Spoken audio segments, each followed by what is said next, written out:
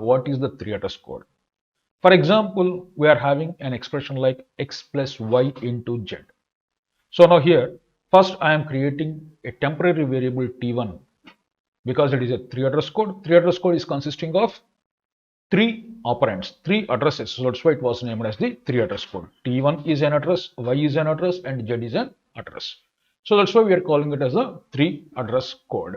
Now here, the 3 address code, that is T1, Y and Z. These are 3 addresses, so that's why we are calling it as a 3 address generation or 3 address code. Now here the first Y into Z, it was taken into the temporary variable T1. Now the x plus T1, it is stored into the temporary variable T2. What is T1 is consisting? T1 is consisting Y into Z. That was added to the x. So that's why the temporary variables, two compiler generated temporary variables are T1 and T2. Now, for example, to discuss about this 3 address code, we are taking the DAG. What is the DAG we have taken here? A plus A into B minus C plus B minus C. So for this expression, we are writing the 3 address code. So first I am taking the T1. T1 is equal to B minus C. B minus C is stored into the temporary variable, compiler generated temporary variable T1. Now T2 is equal to A into B minus C. What is T1? T1 is B minus C. So that's why this expression, it was sub-expression was formed. Now I am going to T3. I am taking the one more temporary variable T3, in which I am taking A plus T2. That means what is T2? T2 is consisting of A into B minus C. So that's why this sub-expression was formed with this T3. Now I am going to T4. What is T4? T4 is equal to T1. What is T1? T1 is B minus C into D. So this sub-expression was also calculated. Now I am coming to the T5. What is T5? T3 and T4. T3 means this one and T4 is this one. Both of these are added and it is stored into the temporary variable T5. So this is what we are calling it as a 3 address code because it is consisting of 3 addresses at every stage. Okay, this is what we are calling it as a 3 address code. So here the 3 address code can be implemented using records with the fields for the addresses. So we are having the 3 addresses. So that's why we have to make one record with the fields for the addresses. And these records are called as quadruples and triples. An address can be one of the following. An address can be a name or a constant or a compiler generated temporary variables like a T1, T2 and so on. Like a constant may be a 10 and a name may be a I, like that. So these are the variables. Each address can be one of the following, whether it may be a name or a constant or a compiler generated temporary. Now coming to the first record, that is what we're calling it as the quadruples. A quadruple is having 4 fields. What are those? Op stands for opcode, argument 1, argument 2 and the result. The op field contains the internal code for the operator. The 3 address instruction that can be written x is equal to y plus z can be represented by placing the plus in op, y in argument 1 and z in argument 2, and the result is stored into x. So here whenever we are using the quadruple, we have to follow some exceptions to this rule. Instructions with unary operators like x is equal to minus y or x is equal to y, they do not require the argument 2. Operators like parameter use neither argument 2 nor result. Conditional and unconditional jumps put the target label in the result. This is what we're calling is the quadruple. Quadruple is always having the 4 fields. The first field is the operator. Second is the argument 1, argument 2 and the result. So sometimes whenever we are using the unary operators, the argument 2 it won't have. We will keep, for example, a plus b. X is equal to a plus b. A is put into argument 1, b is put into argument 2, the plus is operator field and the result is x. This is what the quadruple is. Now this is the example we are having to discuss about the quadruple. See here, for the expression a is equal to b into minus c plus b into minus c is our expression. Now I am writing the 3 address code by using the quadruple. How to do this one? So here this is the 3 address code. What is the expression? A is equal to b into minus c plus b into minus c. Now here I am taking t1 is equal to minus c, which is an unary operator. Now t2 is equal to b into t1. So for unary operator, it won't have the argument 2 field. Only the argument 1 field will be have. Okay, minus c. The next t2 is equal to b into t1. That is, what is t1? B into minus c is formed. Next I am taking t3. What is t3? Minus c. Now I am taking the b4. b4 is also t4 is equal to b into t3. So b into minus c is formed. Now I want to add these two.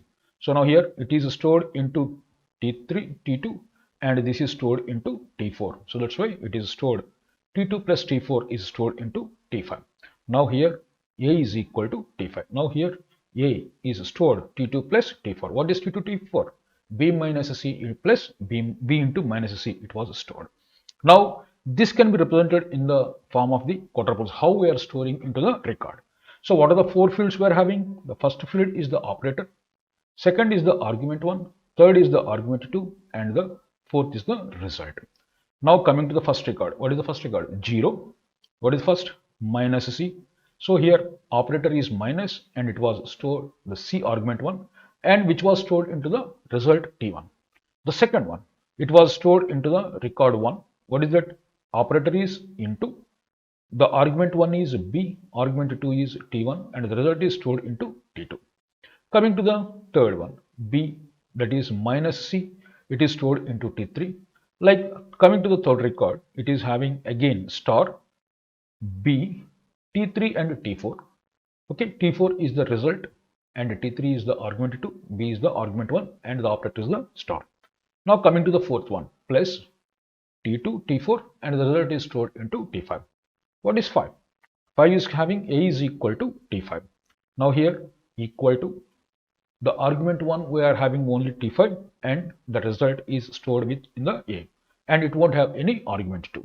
Okay, this is how we can construct the quadruples.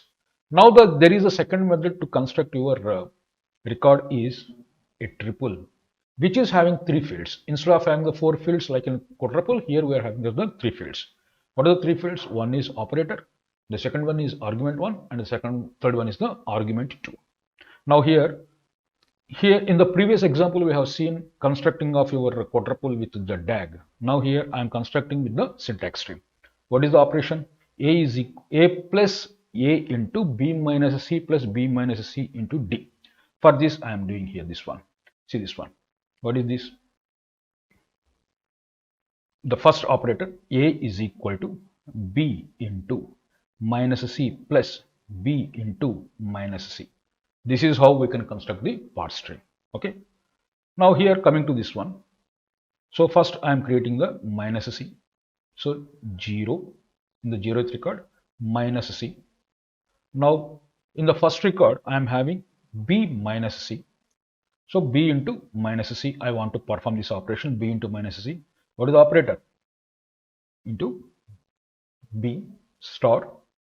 What is b? B, this is 0. What is 0? Minus c. b minus c is your operator. Actually this is not star, it is minus. So the triples. Okay. So coming to the second method we are having is the triple to store your record form. So a triple is the one which is consisting of 3 fields. What are the 3 fields? One is operator, second is argument 1, and third one is the argument 2. The result field, whatever we are having in the quadruple, it is not there in the triples. Now here I am taking the example of a is equal to b into minus c plus b into minus c.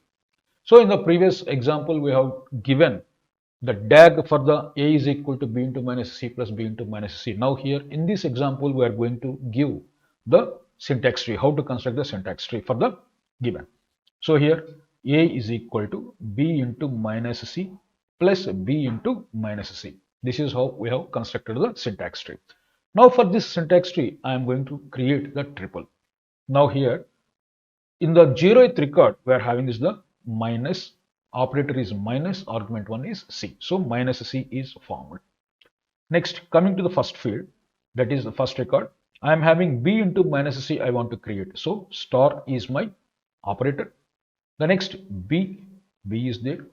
What is 0? 0 is minus C. The record 0 is minus C. The argument 2 is nothing but your record, the 0th record. So that's why it is B into minus C. So B into minus C is stored into the first record. Now I am having another B into minus C. Now here I am taking in the second record, minus C is taken. In the third record, again B into minus C I am having. So star B. What is this time? This minus C is stored into the 2. So that's why B into minus C, this is stored into the 3. Now coming to the fourth one. What is fourth one? So I have to add 1 and 2. So that's why the plus is operator. 1 is the record 1 and the 3 is the record 3. So now here that is B into minus C plus B into minus C is added. Now here your result is stored into 4. After 1 plus 3 is added, the result is stored into 4. Now here A is equal to T5. What is T5? That is A is equal to 4. So 4 is consisting of B into minus C plus B into minus C, that is stored into the fifth field. So finally it is producing A is equal to B into minus C plus B into minus C is done. Coming to the next one, that is what we're calling it as third method, we're calling it as the indirect triple. So here the indirect triple consisting of list of pointers to triples. So in the previous one we have discussed about the triples. Now here we are going to discuss about the indirect triples. That is, it is consisting of a list of pointers to triples rather than a listing of triples themselves. So here let us use an array instruction to list pointers to triples in the desired order. So here we are having the minus C. Minus C is stored into 0. Next, 1 is consisting of B into minus C. 2 is consisting of this one minus C. 3 is consisting of again B into minus 2 minus C. 4, 1, 3. So here instead of storing them these numbers directly, here we are storing indirectly. 35th record, it is consisting of the 0th record. 36, the array pointer, it is consisting of the first record. 37th record, the pointer, it is consisting of the second record, and so on. This is what we're calling it as the Y and what we're calling it as the indirect triples. Now there is one more method, that is what we're calling it as a static single assignment form. Now here see this one. This static single assignment is an intermediate representation that facilitates certain code optimizations. So all assignments in SSA are two variables with distinct names. Here it is consisting of two variables with distinct names. Hence they are termed as the static single assignment. Here let us see the example. P is equal to A plus B. What is P is equal to A plus B? P is consisting of the value of A plus B. Q is equal to B, P minus C, which is represented as A plus B minus C. Next, P is Q into D. This is the new. Again, this P is replaced with this P. This value, it won't exist in future because a P is replacing with this one.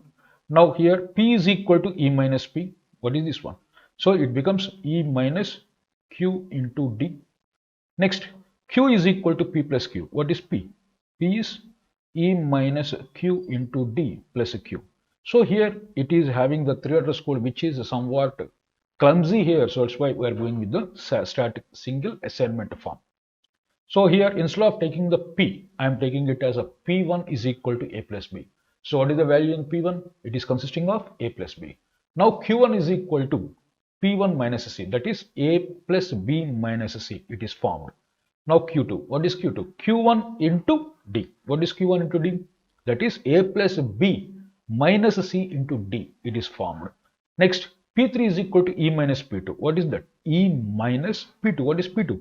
P1, that is A plus B, E minus A plus B minus C, it is getting. What is Q2? That is P3 plus Q1. What is Q1? Again A plus B into minus C. So here it is giving some information, more information about your variable storage. This is what we're calling it as the static single assignment form. It shows intermediate program in three-letter code and in static single assignment form. So that's why we're calling it as the static single assignment form. It distinguishes each definition of variable P and Q in SSA representation. That is the advantage of this static single assignment form. So with this, I'm Concluding, three address code, these are the concepts what we have discussed in this three address code. Address and instructions we have discussed. The record form to fields, that is quadruples. The second method is triples.